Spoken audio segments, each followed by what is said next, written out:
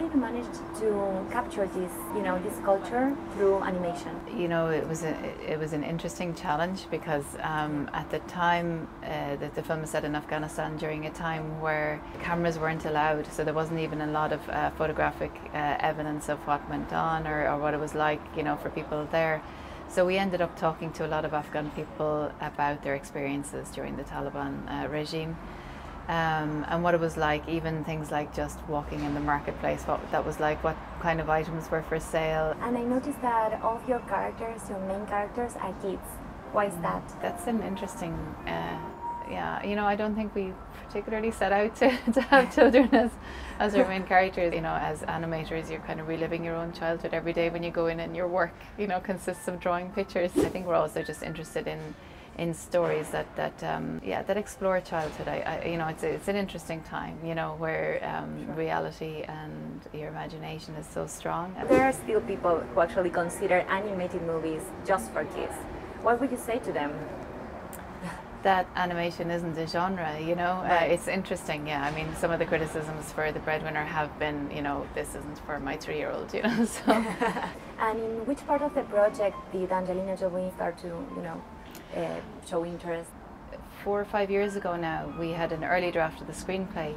Yeah. And we hadn't expected to be able to, get her attention with the film, but our executive producers managed to get the copy of the screenplay in front of her, and she read it and really understood what we were trying to do with the film.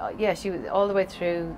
She would watch like the rough animatics as we made them. She would give input. She would give input on things like the casting of the film, all the way through to where our cast, who wouldn't be very well known, but they got to stand on the red carpet with Angelina Jolie at the film's premiere. So she's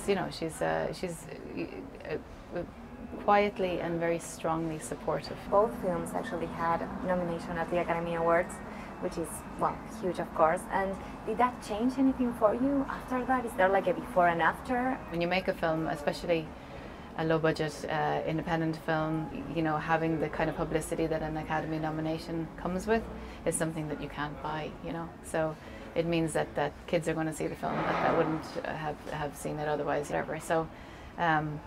So that's been fantastic, yeah. What was the last animated movie that you have seen that you loved completely? Oh, I Love Dogs by really? Wes Anderson, yeah.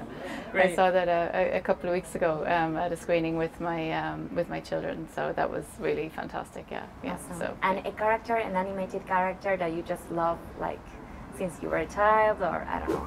Pinocchio. Really, Pinocchio? Pinocchio. He's so sad, I think, So maybe I identify with him. Yeah, well, I love because he's not perfect, He lies and he doesn't know what it is to be real, I mean, so he's not a very simple character. He's quite complicated, I like that, and he's a bit naughty. Just wait and see.